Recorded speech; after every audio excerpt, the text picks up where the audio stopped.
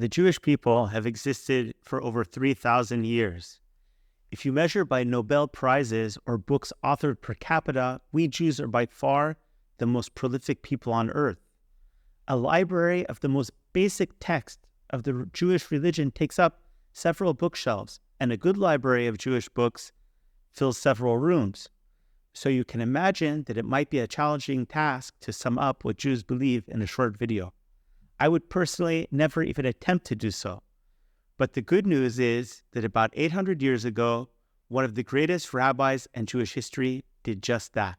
Hi, I'm Aaron. My videos focus on Israel, Judaism, and the Hebrew Bible. Do you appreciate content like this? Please take a second to follow for more Judaism and Israel videos. Here we go. Rabbi Moshe ben Maimon, usually called by the acronym of his name Rambam, was one of the greatest Jewish scholars of the last 2,000 years. He was a scientist, a great philosopher. He was the royal physician to the court of Saladin, and most importantly, one of the greatest Torah scholars of all time. He was so great that we say about him, from Moshe to Moshe, there was none like Moshe. That is to say, that from Moshe, the biblical Moses, to Moshe, the Rambam, there was none like Moshe. Among his many great projects, one of the things that the Rambam did was summarize the Jewish faith into 13 principles. This summary is known as the 13 Principles of the Faith, and it was widely accepted by most religious Jews around the world, and a version of it is recited daily by many religious Jews after their prayers each morning. So if you want to understand what Jews believe, this is probably the best place to start. So here are the 13 principles as they are summarized in the popular prayer recited daily.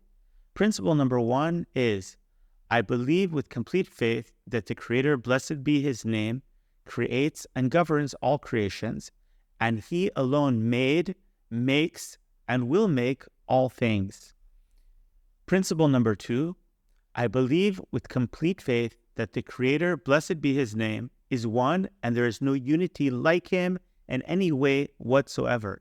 He alone is our God. He was, is, and will be. Principle number 3, I believe with complete faith that the Creator, blessed be His name, is not affected by corporeal matters and has no form whatsoever. Principle number 4, I believe with complete faith that the Creator, blessed be His name, is first and last. Principle number 5, I believe with complete faith that the Creator, blessed be His name, is the only one fit to pray to, and it is not fit to pray to any other. Principle number 6, I believe with complete faith that all the words of the prophets are truth. Principle number 7, I believe with complete faith that the prophecy of Moses, our teacher, peace be upon him, was true, and that he is the father to all prophets, both those who precede him and those who came after him. Principle number 8, I believe with complete faith that the Torah in our hands, in its entirety, is the Torah given to Moses, our teacher, peace be upon him. Principle number 9, I believe with complete faith that this Torah will never be replaced, and there will never be another Torah given by the Creator, blessed be His name. Principle number 10, I believe with complete faith that the Creator, blessed be His name, knows all the actions of mankind and all their thoughts. As is written in Psalm 33, He who forms the hearts of all, who understands all they do. Principle number 11, I believe with complete faith that the Creator, blessed be His name, does good to those who keep His commandments and punishes those who transgress His commandments. Principle number 12, I believe with complete faith in the coming of the Messiah, and although He may tarry, nevertheless I will await His arrival every day.